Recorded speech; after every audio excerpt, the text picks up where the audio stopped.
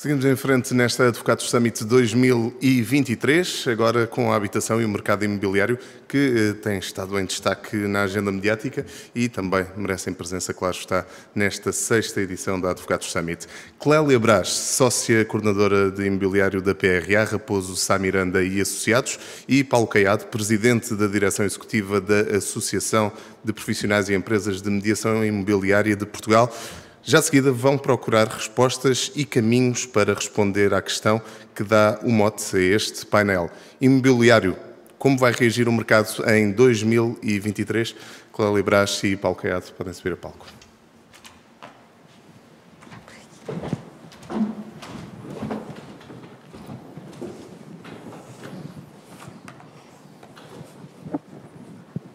Muito boa tarde.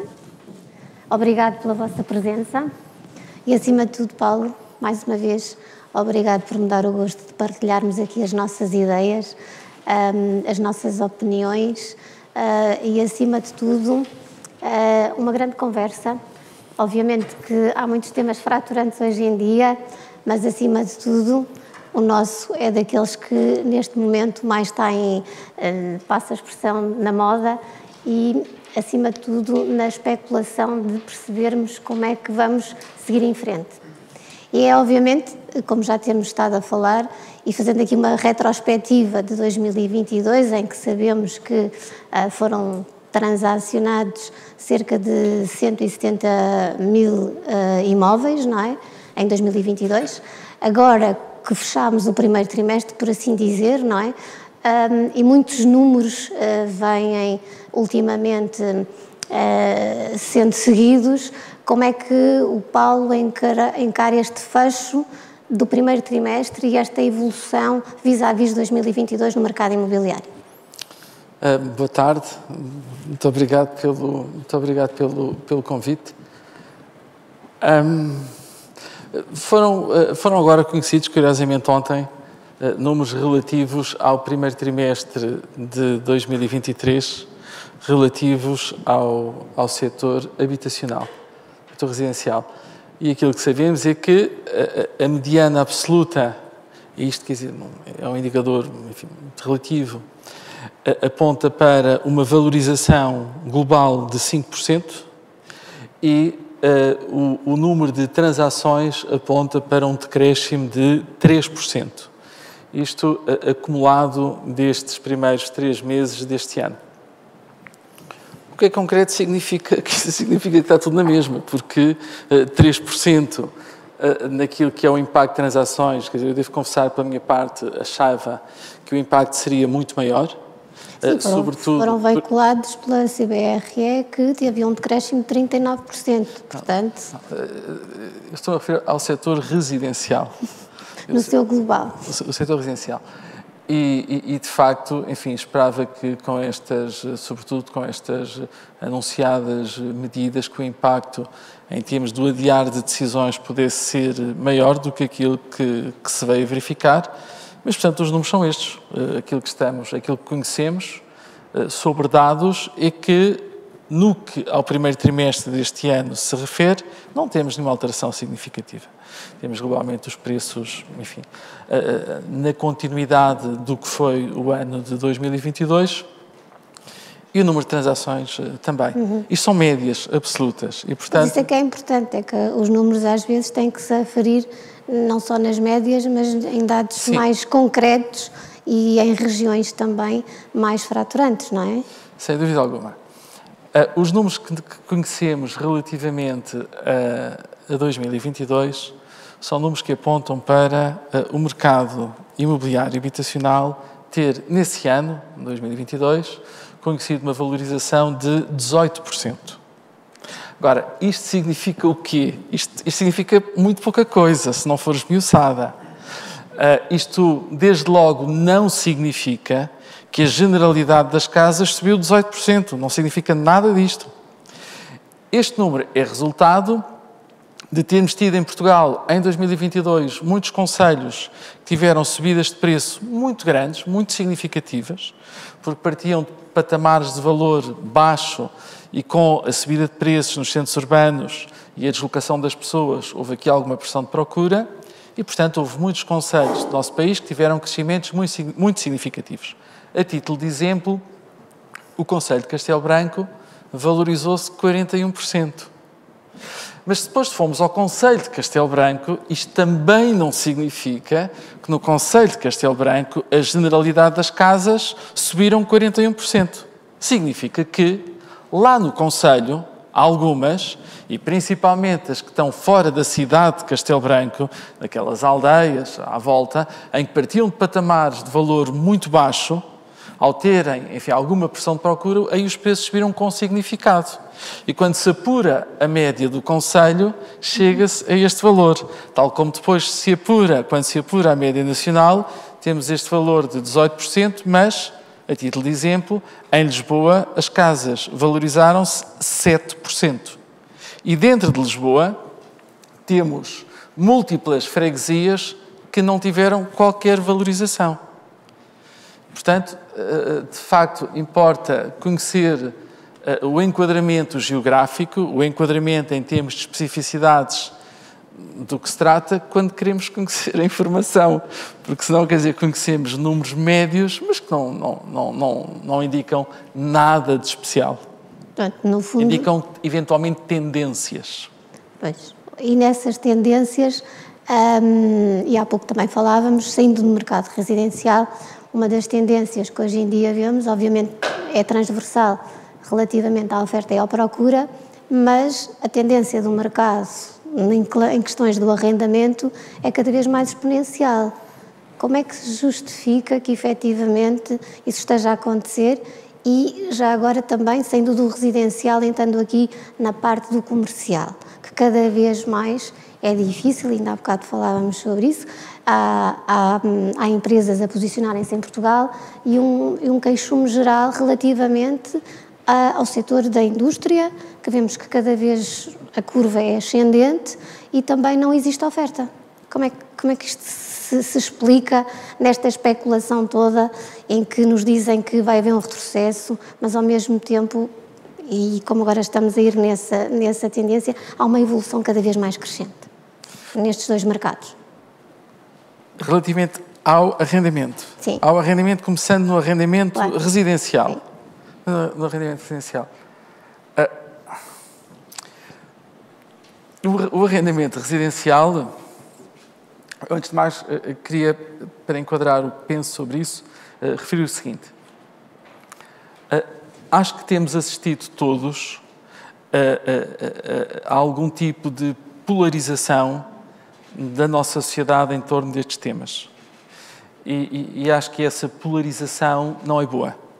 Acho que é normal que todos tenhamos as nossas opiniões e são seguramente diferentes umas das outras sobre os mesmos assuntos, mas uma coisa é termos diferenças de opinião, outra coisa é polarizar, é de alguma forma incentivar algum tipo de extremos de posição e isso parece-me profundamente desadequado. Acho que ultimamente este tema tem sido abordado, no caso do arrendamento, quase como se proprietários e inquilinos fossem um género de classes sociais. E posso, enfim, especifico o que é que estou a querer dizer. Quando, por exemplo, quem nos governa indica que os contratos de arrendamento anteriores a 1990 irão permanecer assim para todo o sempre, até que as pessoas morram. Irão permanecer assim. E os proprietários encontraremos forma de os compensar. Quando há esta informação tem uma ideia agregada. E a ideia que tem agregada é de que os inquilinos são todos pobrezinhos e os proprietários são todos ricos. E isto não corresponde à realidade. Haverá seguramente um número muito significativo de inquilinos para os quais seria impensável ter os seus arrendamentos enquadrados no novo RAU, porque não têm condições de poder acompanhar e, portanto, essa parte é óbvia. Assim como há seguramente um número muito significativo de proprietários que provavelmente não têm condições financeiras para poder suportar este tipo de de rentabilidade. Portanto, desde logo, numa altura em que o nosso Estado tem a possibilidade de conhecer quais são os rendimentos de cada cidadão, tratar de forma transversal e homogénea o que deve ser diferenciado, é claramente, enfim, carregar de ideologia e retirar a racionalidade que deveria caracterizar este tipo de medidas. Também como a minha casa está arrendada e, portanto, o meu inquilino, quando sair, eu não posso aumentar mais 2%. Mas, se calhar, se o Paulo tiver uma casa e que não esteja arrendada... Bom, isso,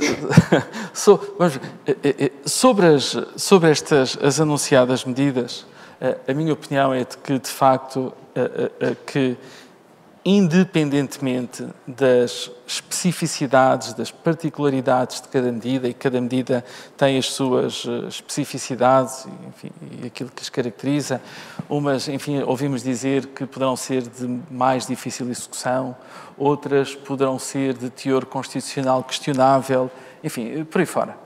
Independentemente desse aspecto, aquilo que eu acho é que estas medidas têm... estão muito despidas de racionalidade daquilo que deveria ser o objetivo destas medidas, porque é de facto muito complicado a situação em que nos encontramos, que faz com que, enfim, grande parte dos jovens, de pessoas que precisam de estruturar as suas vidas, não encontram uma habitação na região em que para elas seria importante, em condições de valor compatíveis com os seus rendimentos e, portanto, isso, de facto, está a ter uma expressão muito, muito grande e, portanto, é, obviamente, algo que carece de intervenção que tenha por objetivo solucionar esta questão. Agora, aquilo que assistimos é associar a este aspecto um teor ideológico que, em minha opinião, nos afasta da racionalidade que deve caracterizar soluções e conduz à tal polarização também neste domínio e que não traz soluções. A título de exemplo, durante muito tempo em Portugal e, sobretudo, enfim, cerca de uma década antes da Expo 98, quando estamos ali próximo do início dos anos 90, com o objetivo de erradicar as barracas em Portugal e em especial em Lisboa, e muito bem. Houve, enfim, vários programas, alguns com maior relevância, mas houve um esforço muito grande do Estado português, que neste caso representou 7 mil milhões de euros, que foi o dinheiro investido na subsidiação dos juros, os chamados juros bonificados. Isso levou a que, passados todos estes anos, nós nos encontremos hoje numa situação onde 4 milhões de famílias portuguesas são proprietárias de um imóvel. Estamos a falar em 70% das famílias portuguesas. Em Portugal existem 6 milhões de imóveis e 4 milhões de proprietários. Destes 4 milhões de proprietários, temos que 65% têm as suas casas pagas e 35% está a pagar as suas casas, têm créditos hipotecários a decorrer. É isto que temos. Destes 35% que têm créditos hipotecários a decorrer, o valor médio em dívida é de 65 mil euros. E a prestação média em curso é de 340 euros. Este é o panorama que nós temos. Ou seja, a principal reserva de valor, a principal poupança dos portugueses está nas suas casas. É o bem maior que nós temos. É lá que está a sua reserva. Tiveram, enfim, tantos de nós, dezenas de anos a trabalhar para pagar a casa, para pagar a prestação da casa, com um grande esforço para poder comprar uma casa, e de facto é lá que está uma parte muito significativa, neste caso estamos a falar em 70% das famílias portuguesas. E, portanto, aquela ideia de que mas as casas são dos bancos, não são das pessoas, também não corresponde à realidade. A diferença é esta, a de que 65% tem a sua casa paga e 35% está a pagá-la. Quando nós ouvimos dizer que um dos objetivos com estas medidas é baixar o preço das casas, Isto é altamente preocupante, porque baixar o preço das casas significa queremos que os portugueses fiquem mais pobres. Seria a mesma coisa que os portugueses, em vez de terem as suas poupanças nas casas, as tivessem em ações e alguém nos viesse dizer que vamos baixar a cotação daquela empresa, que as ações estão caríssimas e agora não conseguimos comprar ações, vamos que elas fiquem mais baratas. E isto é um absurdo, não faz qualquer sentido. Baixar o preço das casas é uma ideia, é um conceito completamente irresponsável e completamente irrefletido. Baixar o preço das casas com significado e de forma transversal, no dia seguinte, iria criar um problema gordo na banca portuguesa toda, com as consequências para todos os cidadãos que nós já conhecemos em tempos. Claro. Portanto, se as casas baixassem de modo generalizado, haveria de imediato um problema gravíssimo. Claro. Com a generalidade as próprias da garantias bancárias tinham logo uma diminuição considerável, não é? Com certeza que é fundamental incrementar a oferta, é fundamental que hajam casas e que hajam arrendamentos com valores compatíveis com aquilo que são o rendimento da generalidade das pessoas, e isso não está a acontecer e é necessário que aconteça. Mas isso não passa forçosamente por retirar valor àquilo que é o nosso parque imobiliário. Claro. Quando um casal se separa e precisa de vender a sua casa, que é aquilo que tem de maior valor, para refazerem as suas vidas, aquilo que querem é que ela tenha o melhor valor possível. Quando os jovens se vão casar e têm a casa da avó para vender, para construírem a sua vida conjunta, aquilo que pretendem é que aquela casa tenha o melhor valor possível. E é isso que queremos todos. Eu não tenho nenhuma experiência para além, mas quer dizer, eu nunca conheci ninguém que na altura de vender um imóvel tivesse com a expectativa que aquilo valesse pouco. E que o seu objetivo fosse que valesse menos. Eu nunca conheci. E, portanto, considero de facto que misturaram-se aqui dois conceitos que não devem ser misturados. Uma coisa é a preservação de valor do património imobiliário dos portugueses, que não pode e não deve subir desmesuradamente de preço, porque isso acarreta riscos de diversa ordem. Mas, em momento algum, devem existir políticas que tenham por objetivo retirar valor àquilo que é o principal património, a principal reserva de valor da generalidade da população.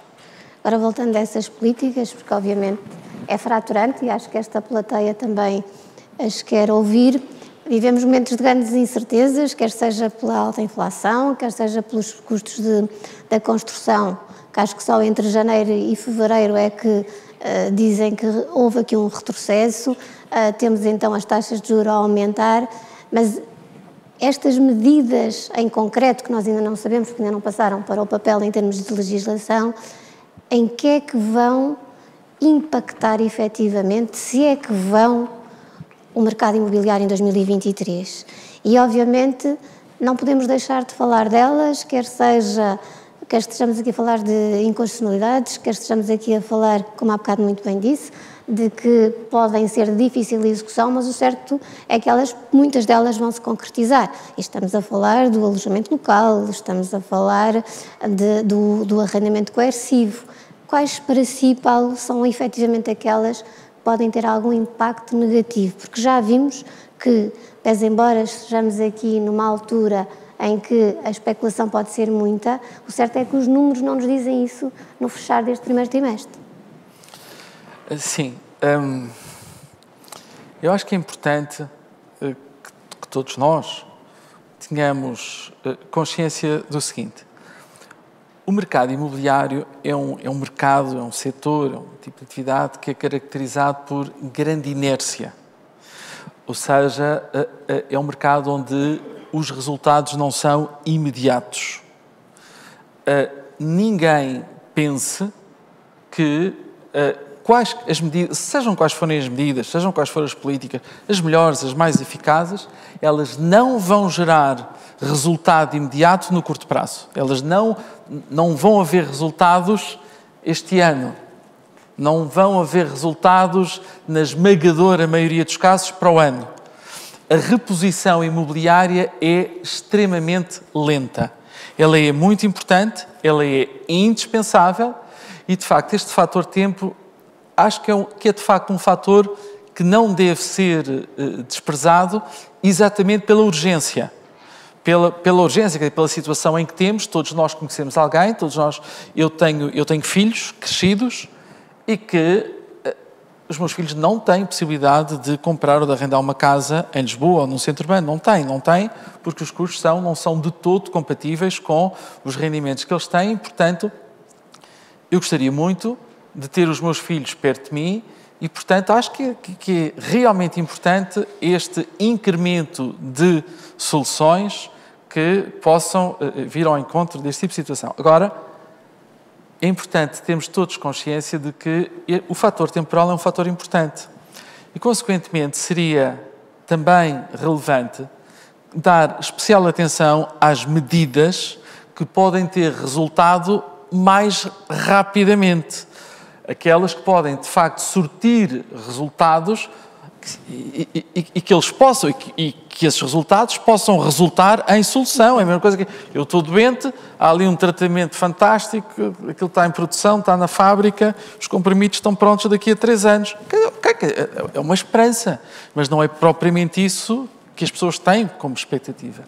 E, portanto, eu diria que começar por aquilo que está edificado, e nomeadamente aquilo que é o património do Estado, que tem a particularidade de estar distribuído por todo o país. Em termos geográficos, estamos a falar de uma distribuição, de uma cobertura nacional com significado.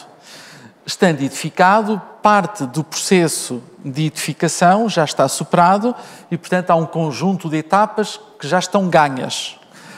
Muito deste património, do ponto de vista da edificação, a parte estrutural já lá está. O que significa que muitas destas soluções, sendo alvo de remodelação, adaptação, readaptação, poderão ser soluções que podem ter impacto rápido no mercado. Isso será importante. Ao contrário dos licenciamentos cada vez são mais... Quando nós ouvimos falar, por exemplo, no tema do arrendamento coercivo, ou seja, no fundo estão-nos a dizer o seguinte: não, vão haver mais casas porque há por aí muitas casas que não são arrendadas, queremos que essas casas vão para o arrendamento, portanto temos agora aqui uma coisa fantástica, que é esta coisa do arrendamento coercivo e, portanto, não arrenda bem, vai arrendar a mal. Ok, eu acho que percebemos a ideia, independentemente de podermos discordar dela e termos diferentes opiniões sobre ela, percebemos a ideia.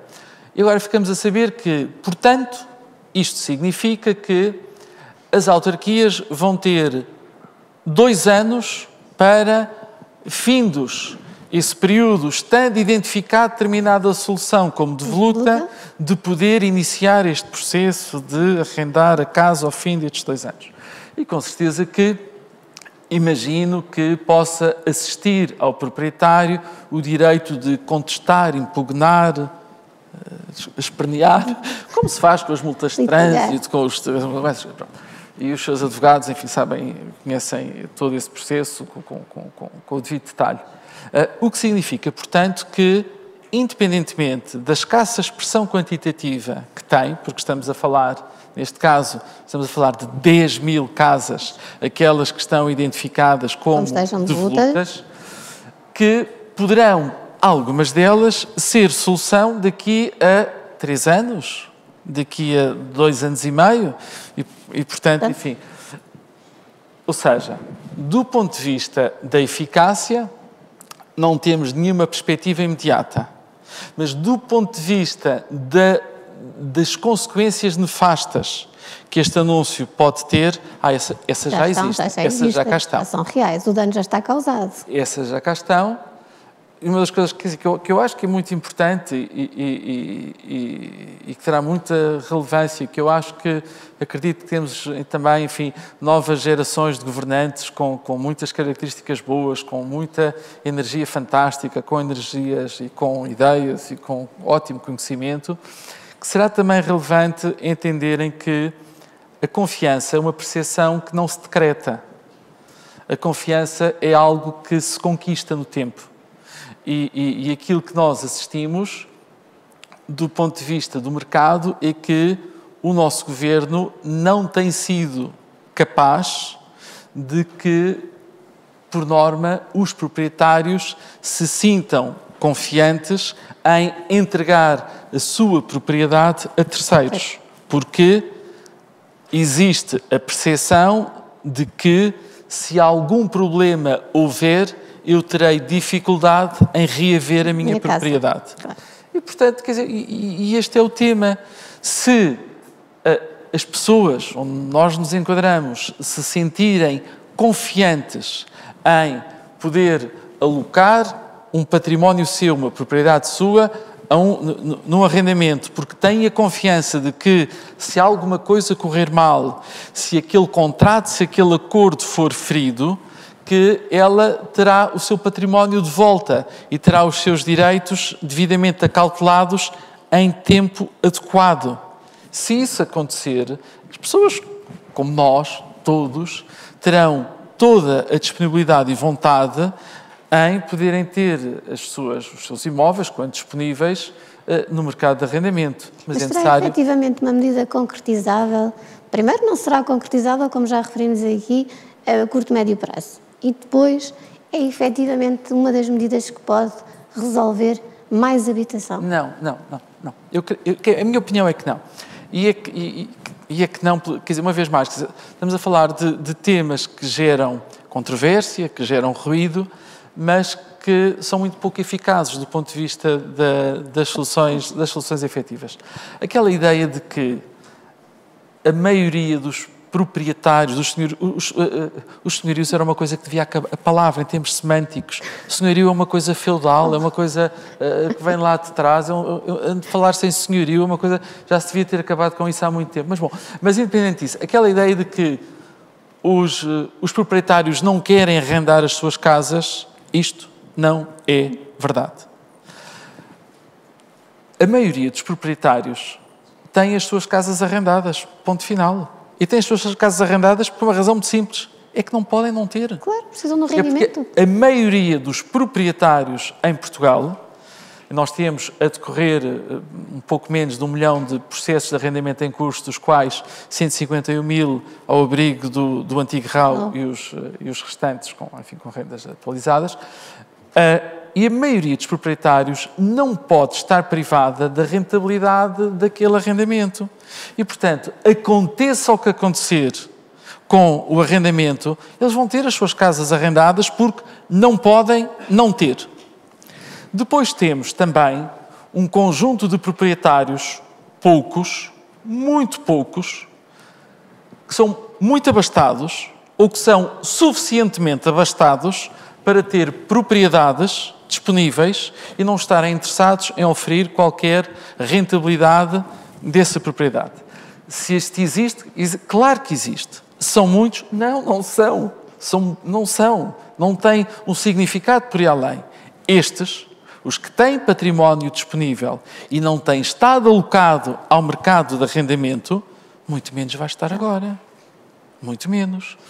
Aquilo que há pouco Clélia referiu, de que agora esta ideia brilhante sobre o teto das rendas, em que temos 2 proprietários. Temos um, que foi aquele proprietário que sempre quis que o seu património estivesse arrendado. E, portanto, nos últimos 5 anos, a sua casa sempre teve no mercado de arrendamento de longa duração. E que agora, na renovação de um contrato, tem o aumento de renda limitado aos 2%.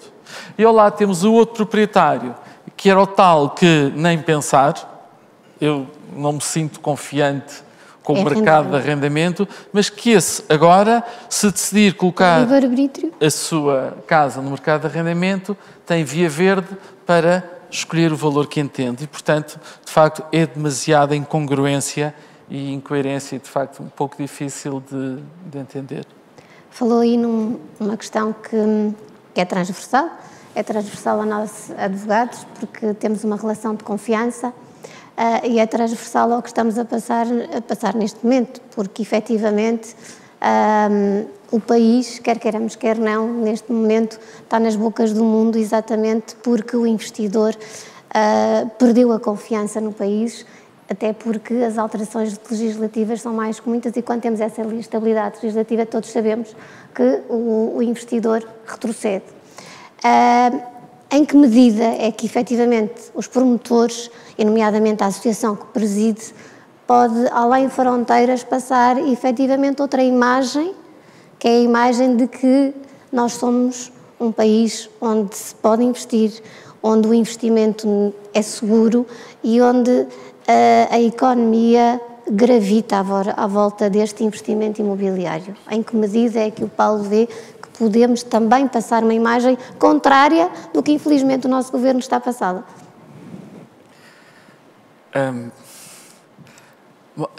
A ideia é boa, mas... Obrigada. A ideia é boa, mas eu acho que há aqui alguns aspectos nas nossas vidas e da vida em sociedade e do país que...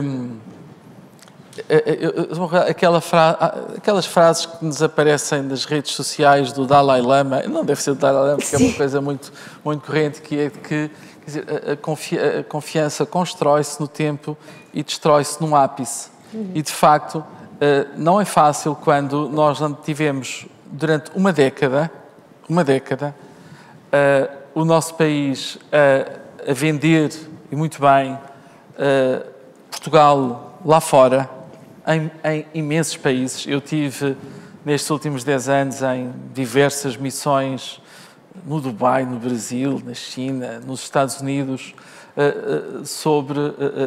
a falar de Portugal, do nosso clima, das estradas, dos hospitais, das escolas, de tudo, para que, no fundo, procurar captar investimento estrangeiro para o setor imobiliário em Portugal, nomeadamente através da figura do ARI, dos famosos vistos gold.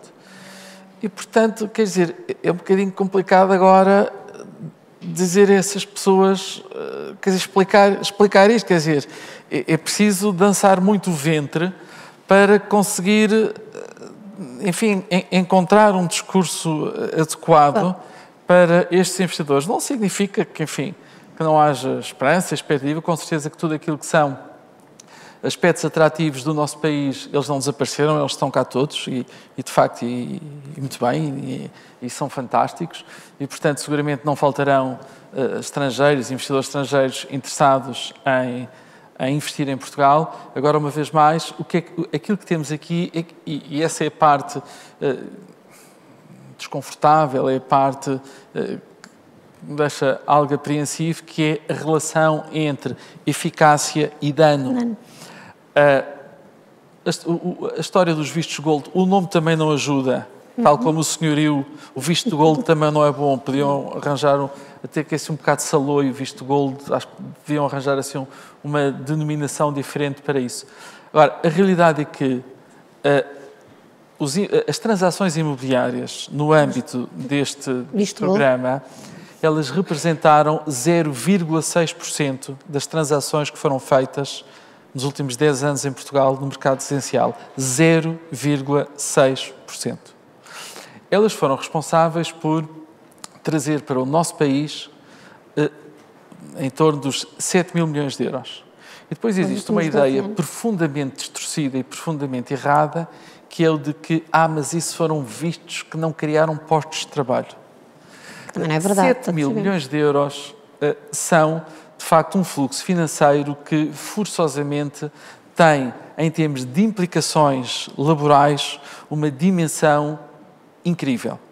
Aquela ideia, e que é uma ideia, ela é muito básica, mas ela tem de ser referida, que é a ideia de que vem de lá um senhor estrangeiro, muito rico, como dinheiro, e aquele dinheiro é de providência duvidosa. Bom, desde logo, se aquele dinheiro tiver proveniência duvidosa, é porque alguém não fez bem o seu trabalho. Claro, lei são vários aqueles que estão envolvidos no processo para garantir que isso não aconteça. Nomeadamente as instituições bancárias. Portanto, quando este senhor compra aqui um imóvel novo de 600 ou 700 mil euros, aquela ideia de que aqui deste lado há um proprietário que recebe aquele dinheiro e agora ficou com aquele dinheiro todo, isto é uma ideia, eu penso pela expressão, mas é uma ideia muito tosca. Porque aquela casa que foi vendida por este valor, houve quem fizesse a terraplanagem, houve arquitetos, houve engenheiros, houve advogados, houve carpinteiros, canalizadores, fornecedores das tintas, dos vidros, das torneiras, por aí fora. Há toda uma cadeia de valor que vai ser remunerada com aquele dinheiro. Aquele dinheiro é o dinheiro que vai remunerar toda esta cadeia que permitiu que aquilo fosse possível. E eu não faço a mínima ideia, nesta cadeia, qual é que vai ganhar mais dinheiro. Se é o senhor que vende os tijolos ou se é o senhor que vendeu a casa. Eu não sei. Sei que todos vão pagar impostos, previsivelmente todos vão ter as suas margens e, portanto, a ideia de que os fluxos económicos são cegos, onde chega o dinheiro, passa para quem tem e a história acaba aqui, não é assim, nem nunca foi. E, acima de tudo, temos que ver aqui uma questão nos vistos gold, já que falou disso, é que é o mesmo governo que há um ano atrás, ele próprio, não é? Que alterou a medida legislativa e que, no seu introito do próprio projeto de lei, referia que era necessário fazer o investimento no interior. Portanto, estamos a falar desse mesmo governo que agora, pura e simplesmente, mata aquilo que ele entendeu que seria efetivamente necessário o investimento estrangeiro para requalificar o interior. É o mesmo. E, para além disso, há aqui uma coisa que ainda é mais importante, independentemente, e sou advogada e obviamente defendo isso, e não tenho qualquer problema em o fazer, há várias inconstitucionalidades atrás em todo este procedimento. Primeiro porque a última alteração, tivemos aqui uma vacatio legis de cerca de um ano e meio. Nesta aqui, o que nos dizem é que um projeto de lei, daquele que nós ainda nem sequer sabemos qual vai ser efetivamente a concretização, vai ter uma implicação que é, para mim, então, completamente absurda. Vai impor uma retroatividade a 16 de fevereiro. Portanto, como é que o investidor que faz um contrato de promessa ou que inclusive faz a escritura no dia 16 de fevereiro tem cá o investimento, cumprir todas as prerrogativas legais que estão ainda na lei em vigor e no dia 17 entra com o seu processo normal e agora o Governo vem dizer não, esses não podem ser aceitos. Eu percebo que este tema destes vistos, enfim, é um tema que eu entendo que possa ser polémico. Agora, eu seria capaz de entender que o nosso Governo dissesse uma coisa do género. Nós não queremos continuar com esses vistos porque socialmente isso é profundamente desequilibrado. Nós não podemos ter cidadãos que vêm do Paquistão para trabalhar em Portugal, a estar aqui a trabalhar não sei quantos anos à espera de ter um visto e quem tem determinada capacidade financeira o possa desde logo obter e, portanto, vamos acabar com isso. Independentemente de se concordar, se não se concordar, mas eu, pelo menos, seria capaz de entender a lógica. Agora, eu tenho muita dificuldade em entender a lógica quando se associa este fim a questões como, por exemplo, a especulação imobiliária, os valores. Como é que, do ponto de vista social, alguém está preocupado com a pressão de valor nas casas acima de €500 mil? No fundo, estamos a dizer que quem tem possibilidade para comprar uma casa de €600 mil em determinado local, que resultado deste processo, se calhar essa casa em determinadas zonas ou ter determinada pressão, agora custa 700 mil. E depois? Qual é o problema social que daí advém? Tenho alguma dificuldade em perceber. Mais, tenho dificuldade também em perceber quando se fala que mas isso contagia. Por favor. O que se contagia, o Covid e a gripe e outras coisas, essas é que se contagiam. Infelizmente, o dinheiro não nos contagia. Quer dizer, se eu não tiver dinheiro para comprar uma casa de 500 mil euros, eu não tenho dinheiro para comprar uma casa. Quer dizer, não é por estar agora estão todas a 500, eu fico contagiado e tenho que comprar também por 500. Isto não existe. As pessoas não são contagiadas e passam a ter mais dinheiro. Quer dizer, era ótimo que isso nos acontecesse a todos, mas de facto não funciona assim. E, portanto, aquilo que me parece, acima de tudo, é que existe aqui um desfazamento muito grande. Uma vez mais, voltamos ao tema de o dano que estes anúncios causam versus a eficácia. Este tema ainda com certeza que existe a prerrogativa de, se houve a constatação durante uma década de que há múltiplos investidores interessados em investir em Portugal e um dos aliciantes é poderem ter um visto. Por que não utilizar esse interesse para, por exemplo, que esse visto possa ter associado, não uma, mas a recuperação de uma casa que está em ruínas, claro, para ser alocada ao mercado de arrendamento de longa duração. Temas que têm a ver com a sustentabilidade, com a necessidade de que o edificado tenha, de facto, enfim, características de sustentabilidade que são cada vez mais indispensáveis. E por aí fora, há um conjunto de aspectos que de facto seriam importantes e que confesso que tenho alguma dificuldade em entender este tema do acabar. Não é falado, porque, quer dizer, porque aqui o tema é muitas casas, as casas, mas estes vistos têm, por exemplo, associados investimentos na área da investigação, na área da cultura e, portanto, o que estamos a dizer é que acabou. É isso. E, portanto, enfim, vamos ver. Pegando aí ainda também nas questões da reabilitação urbana, acho que temos todos passado aqui um bocadinho ao lado também de uma nova alteração que podemos ter aqui a breve trecho, que tem a ver com o IVA, não é? Porque, obviamente, temos aqui uma subida de preços na construção, mas também temos aqui uma alteração que, a meu ver, pode ter, obviamente, para nós advogados, mais uma litigância, porque a reabilitação urbana, no conceito, quer da própria legislação e quer na AT, a reabilitação não é só um conceito de reabilitar um imóvel. E a alteração que se pretende é que, nas áreas ARU, que seja aplicado o IVA de 6% apenas à reabilitação urbana. Portanto, vamos ter situações contraditórias, e vou-vos dar um exemplo, em que, numa área de reabilitação urbana, se só tivermos um edifício a reabilitar, vamos ter uma aplicação de 6%, se tivermos um terreno ao lado com uma construção nova, vamos ter uma aplicação de 23%. Isto numa altura em que o nosso governo nos diz nós temos que ter mais habitação, é incongruente. Pois, eu não acredito muito em teorias da conspiração, mas, e, portanto, eu acho que isto não foi encomendado pelos advogados, porque eu acho que não lhes vai faltar... Não nos vai faltar litigância, se nós já lá chegamos, não lhes vão faltar temas, indo todas estas medidas para a frente, e essa, quer dizer, de facto, existem... As incongruências são muitas.